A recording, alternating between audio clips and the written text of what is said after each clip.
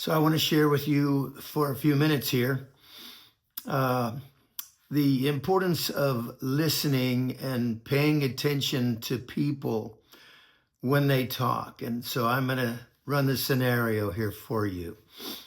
So I have an iPhone 3GS and I drop it and I shatter the screen. Now, I carry it around for a few days and then I realize I'm going to get some of those shards in my cheek when I hold the phone. So I went to a place and asked them to put a cover on the shattered glass so that at least I could keep from getting it on my face. And so while the man is putting the plastic screen on for, I don't know, $10 or whatever it was, he says, I'll buy this phone for you, from you. He said, I'll give you $100. And I looked at him, I thought, it's broken. Why would you give me $100? I said, no, that's okay. That's okay. Let me just fix it. I'll keep it, use it, and for now. So I take it and I go, I don't know, it's a couple of days later, maybe a week. And I go to pay for an item in a store. I set my phone up on the counter. And the young man behind the counter, he says to me, you can fix that. I said, what do you mean? He said, yeah, you can fix that. You can order screens off of Amazon, and then you can watch on YouTube how to repair it. And I thought, no kidding. That's why the guy wanted to give me $100 for that broken phone. So I go home, I get on Amazon, I order 2 screens.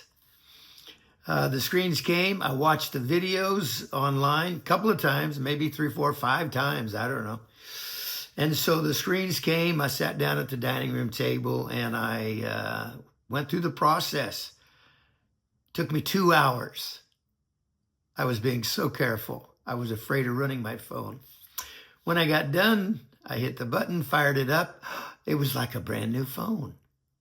I thought, wow, if I can do that for myself, I can do that for somebody else. Maybe I'll post an ad on Craigslist. I posted an ad on Craigslist, and I think within a few days, I got a call of a guy. He says, you can fix my phone. I think I was charging $50 at the time. Screens were about $10, $12. And so I had the guy come to my house. I said, now you stay out here in the driveway. I'll be inside. It's going to take me 2 hours, maybe a little less. So anyway, I took the phone in there and I fixed his phone. It turned on. Everything was great. Took it out to him. He was still sitting in the driveway. He paid me. He was so excited. It looks like new. He said, this is incredible. How did you do that? And so I thought, wow, this is really interesting. So I took the money that he gave me and I ordered 3 screens. And then I, of course, posted the ad again. And one by one, I fixed a few phones, and then I would take the money that I earned. I'm just doing this as a hobby, but I take the money and I order more screens, and I start ordering 10 screens at a time. And I just did it. I started doing it mobile. I got the courage to do it outside of my house. And then I started doing it, meeting people at Starbucks or meeting people wherever I could sit down with my briefcase with all the items in it and do the work right there. The 3G phone, the 3GS phone, it was interesting. You literally had to use a micro torch and heat the screen and cut it off with a knife. And when people would watch me do that, they would just hold their breath. Like, are you going to get my phone back together? And I would get it done. And it was always the same thing. People were so elated. When I saw how elated people were, I decided I put together a website and then I put together a place where they could leave a review. I put together a customized text and I would send it to them, 10 or 15 minutes after I left their company. And it was asking if everything was what you expected and you were happy with my work, if you would please leave a review. Oh, absolutely. I ended up with 250 raving reviews on the website. But I'm always listening to what people say, and they'll tell you really how to build your business. I didn't approach the thing, hey, I think I'll start an iPhone repair business. I reacted to a problem, and I found the solution to the problem, and then I just kept repeating it and repeating it. I was the first one in the Seattle, Tacoma area. And literally I traveled all over Seattle, Tacoma, fixing phones. And because I'm in the ministry, oftentimes that would turn into a Bible study. I would begin witnessing to them because they would always ask me, do you do anything else? Well, yeah, I'm in the ministry. And then they would ask another question, and it was just beautiful how it would unfold. I remember sitting in a Starbucks inside of a Safeway one time, and while I was talking to this couple who, this was now the second time they'd called me and broken their phone, and so I had this real liberty of witnessing to them and speaking, about the things in the Bible, and all at once I looked up. She was crying. She had tears running down her face. Then I looked around.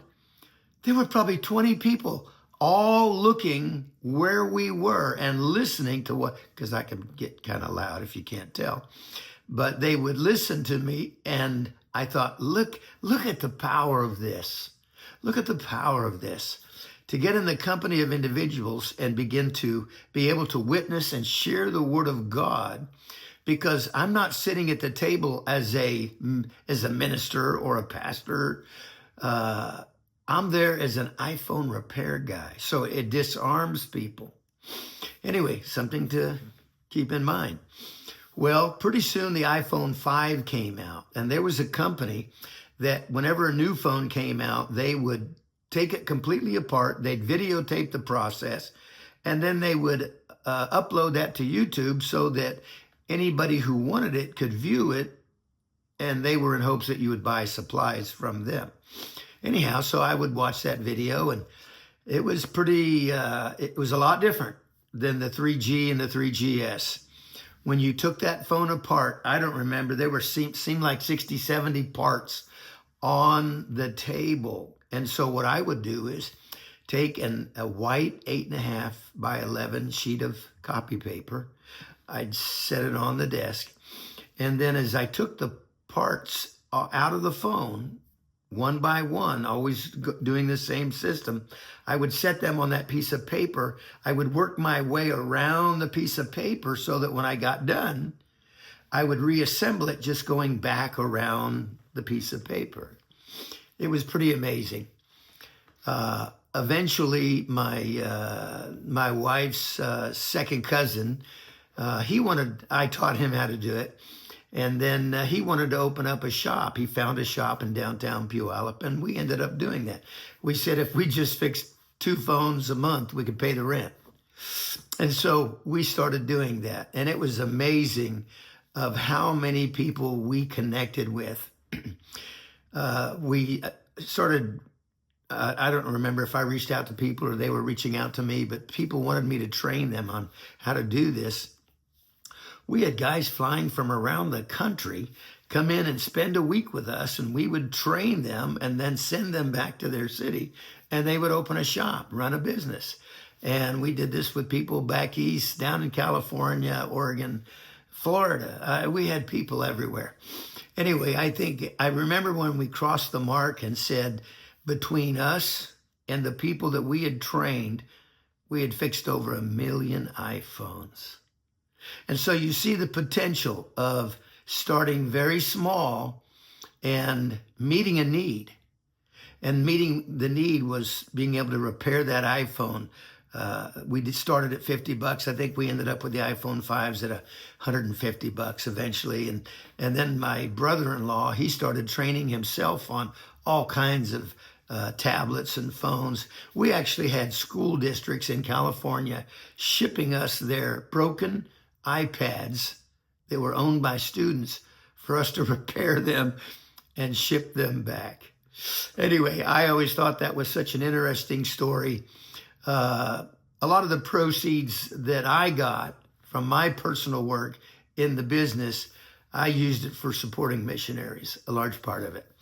Anyhow, it was a great experience, and I just felt like I wanted to share that with you.